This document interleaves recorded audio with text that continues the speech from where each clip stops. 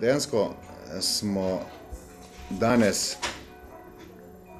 nekako veseli, da smo se uspeli najti v tem še sončnem vremenu, namreč z namenom, da s podjetjem Bisol podpišemo tako imenovano pogodbo o ustanovitvi služnostne pravice, s katero občina Slovenske Konjice nudi temu podjetju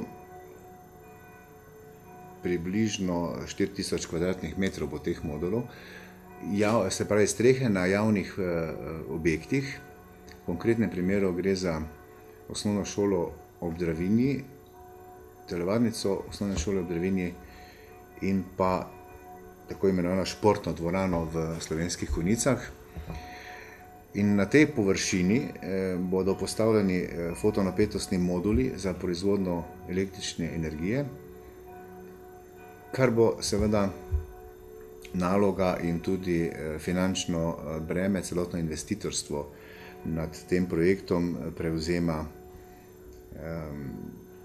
imetnik služnostne pravice postavitve teh modulov. V zameno za služnost za obdobje 20 let pa seveda najemodajalec pričakuje najemnino,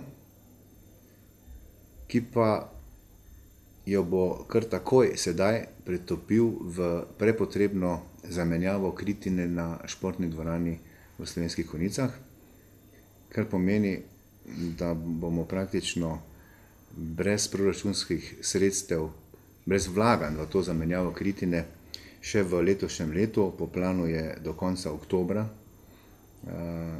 zamenjali kritino in da bo tudi ta elektrarna, oziroma dve elektrarni, bi naj pričeli z obratovanjem, z rednim obratovanjem še v tem letu, se pravi v letu 2010.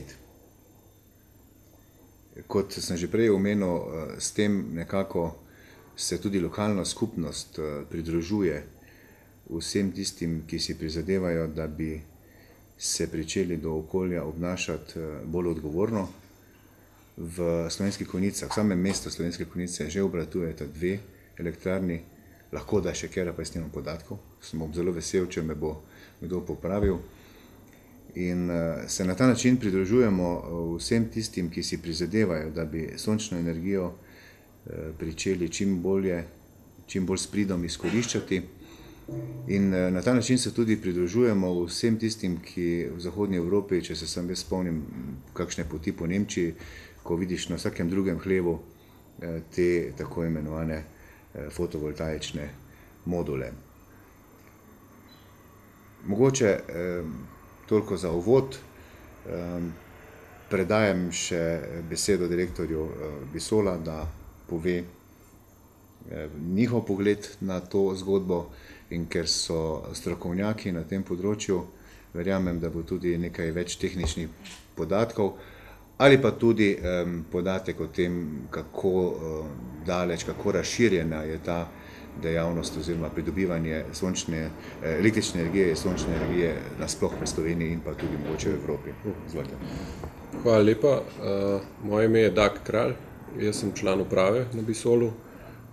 Bi za začetek seveda zahvalil gospodu županu za zaupanje, za povabilo tudi na ta dogodek danes. Hkrati bi upravičil našega predsednika uprave dr. Merca. On je pravkar na letalu za New York. Mi imamo tam jutri predstavitev slovenskega gospodarstva, sploh tega segmenta, ki vlaga v obnovljive vire, v zeleno energijo, v zeleno prihodnost. Tako da se mi zdi, da je to tudi en tak testament tega, kako popularno to počasi ratuje in tudi kako razpeta po svetu je družba Bisol. Jaz upam, da bomo lahko dovolj kredibilno opravil dovolj kredibilna zamenjava.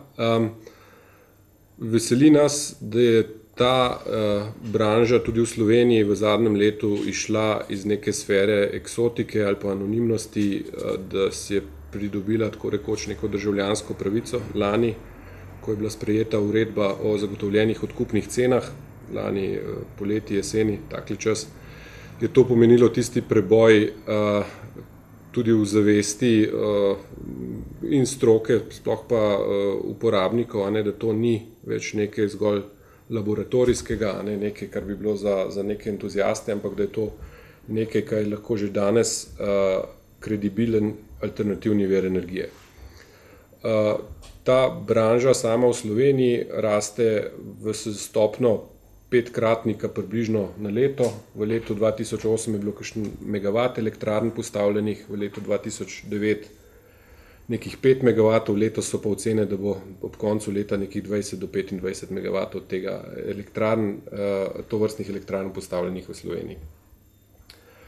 Bisol kot podjetje je tudi iz teh koncev, lahko rečem, iz štajerskih logov, mi prihajamo iz Zlatkove vasi, zraven Prebolda, obstajamo od leta 2006, ukvarjamo se kot edini v Sloveniji z proizvodnjo fotonapetostnih modulov, ki so ključni gradnik sončnih elektrarn, in več kot 80% naših prihodkov ustvarimo na tujih trgih. Kot sem že prej omenil, s tem, ko si je ta branža tudi v Sloveniji pridobila neko državljansko pravico, tudi slovenski trg postaja za nas vse pomembnejši. In veseli nas, da imamo za ponuditi tudi doma nek proizvod, visoko kvaliteten proizvod, rezultat domačega znanja. Poleg proizvodnje fotonapetostnih modulov, kot sem rekel, se Bisol v Sloveniji ukvarja tudi s postavljanjem elektrarn na ključ in tudi z najemanjem predvsem strešnih površin, kjer sam investira v to vrstno energijo. Mi verjamemo, da smo zaradi tega, ker proizvajamo ključni gradnik, sami dovolj dobro usposobljeni ali pa najbolje usposobljeni, da to počnemo in da razumemo tako tehnične kot ekonomske implikacije tega, kar počnemo. Veseli me, da je segment občin tisti, ki se je pokazal za zelo močnega. Občine, kjer se očitno je ukoreninila neka zavest o pomembnosti tega kot nekega dodatnega vira energije in čist nekega kazanja zavesti do okolja. Moram reči, da kolegica, ki sedi z nami v auditoriju, je zadolžena za ta segment in mislim, da smo mi letos nekje med 15 in 20 pogodb z različnimi občinami po Sloveniji podpisali po zelo podobnem principu, kot je gospod župan prej omenil. Se pravi, da najemamo površine oziroma sprejemamo služnost na teh površinah za obdobje, običajno je 20 do 25 let, investiramo v te elektrarne, z občinami pa se dogovarjamo ali za letna plačila, ali za enkratne zneske, ali pa, kar je spet najbolj pogost primer, tako kot pri vas, da enostavno občine nekega stroška, nekega bremena, ki jim visi nad glavo, prenove šolske, kritine šolo, športnega doma, zdravstvenega doma, doma za ostarele in tako naprej, prevzamemo nase, torej dobi občina v tistem trenutku novo kritino, mi pa za neko obdobje služnostno pravico, ko se pa to poplača, če seveda ekonomika to dopušča, pa celo še nek rezidual tega. Veseli me, da so Slovenske Konjice ena od teh občin, ki je bila med prvimi, ki se je za to odločila, med avantgardo, da tako rečem tega, in da je prepoznala to priložnost. Veseli me, da smo mi bili tisti, ki smo dobili priložnost to realizirati. Lahko vam povem, ali pa si sami verjetno to v dnevnem življenju čutite, da je dostikrat v Sloveniji težje biti domačin kot pa tujca. Dostikrat Slovenci radi prepoznamo prej nekega, ki iz tujine prihaja, pa naj bi bil dober, kot pa nekemu iz domačega okolja to prepoznati. Da je dober, jaz sem trdno prepričan, da mi smo dobri in da bomo upravičili to vaše zaupanje in se vam še enkrat zahvaljujem za dano priložnost. Hvala lepa. Jaz bi še mogoče v 2 stavkih izpostavil 3 ključne momente, ki so nas pri tem vodili. Namreč dejstvo je, da je parket v športni dvorani bil prelakiran, mislim, da 2 leti nazaj. Več kot 2 leti zagotovo ni. In ugotavljali smo enkrat ob malo bolj ekstremnih vremenskih razmerah, da nam to lakiranje bolj malo koristi, ker nam streha zamaka. In ko smo se mučili z mislijo, kako v sedanji situaciji najti, govorim velikostnega reda, približno 100 000 evrov, da to kritino zamenjamo, smo prišli do te ideje, pravzaprav, kot sem že prej omenil, začelo se vse skupaj v začetku junija letošnjega leta, in ko smo, brez skrbi, nismo tako naivni, ne kot posamezniki, ne kot uprava, in smo tudi pretehtali ponudbo podjetja Bisol.